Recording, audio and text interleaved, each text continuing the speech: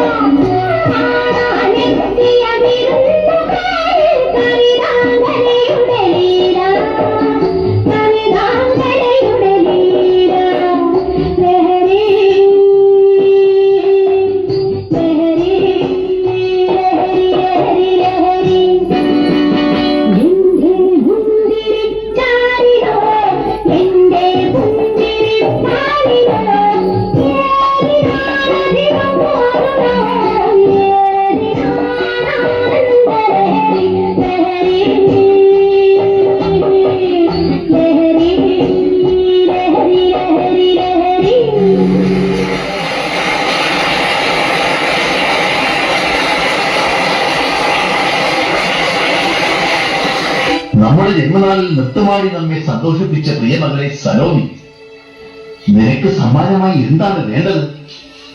ഇഷ്ടമുള്ളത് ചോദിച്ചുകൊള്ളുക. എന്ത് തന്നെ ആയാലും നാം അത് നൽകുന്നതായിരിക്കും. അങ്ങേക്ക് ഇഷ്ടമുള്ള എന്ത് തന്നാലും ഞാൻ സംതൃപ്തയാണ്. എന്ത് ചോദിച്ചാലും അങ്ങ് നൽകുമോ? അതോ വെറും മോഹനവാഗ്ദാനമാണോ?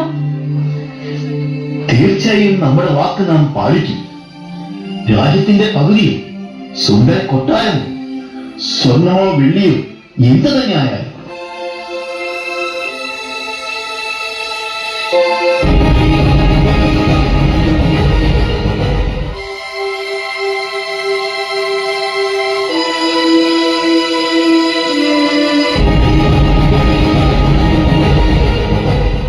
എനിക്ക് രാജ്യവും വേണ്ട, വെള്ളിയും വേണ്ട, പൊന്നും വേണ്ട.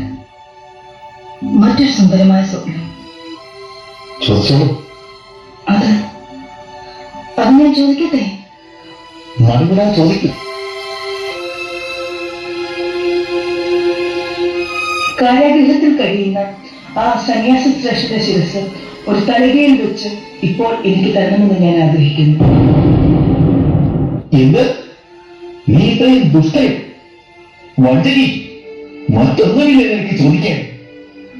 നമ്മുടെ ജന്മകാലിൽ തന്നെ ശുദ്ധനായ ആ സന്യാസ ശ്രേഷ്ഠന്റെ ശിരസ് അത് തിളണമോ? വേണ്ട, മറ്റൊന്നും എനിക്ക് വേണ്ട. ആ ശിരസ് മാത്രം മതി. അങ്ങേക്ക് നൽകാൻ കഴിയാത്തത് എന്തിന് വാഗ്ദാനം ചെയ്തു?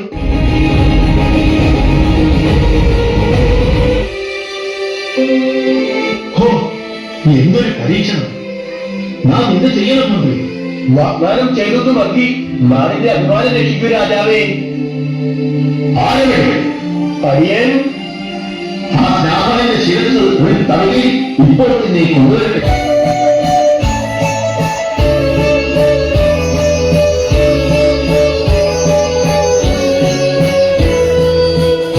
കൊടുങ്കാറ്റിൻ കടിയേൽക്കാത്ത ചക്രവർത്തി പദമില്ല.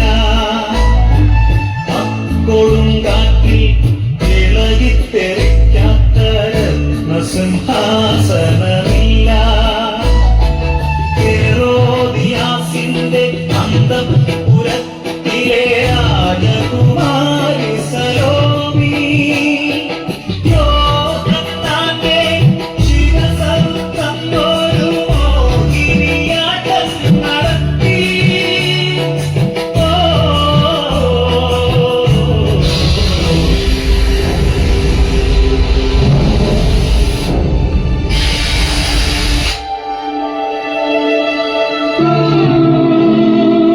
ഇതാ നീ ചോദിച്ച സമ്മാനം, കൊണ്ടുപോയിക്കൊള്ളു.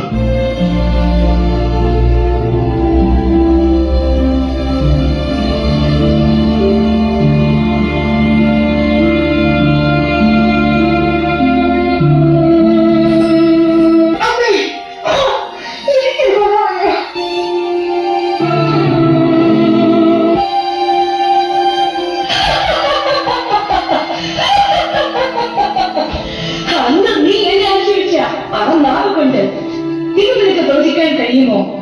കേൾക്കട്ടെ നിന്റെ ഉപദേശം. നട്ടലുള്ള സ്ത്രീയുടെ കഴുത്തതിന്റെ ബലമെന്ന് നിനക്ക് ഇപ്പോൾ കിട്ടിയിരിക്കുന്നത്.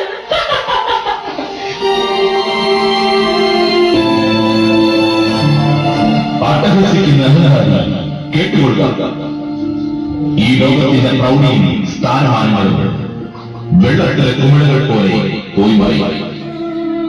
പാപത്തിന്റെ പ്രേരണ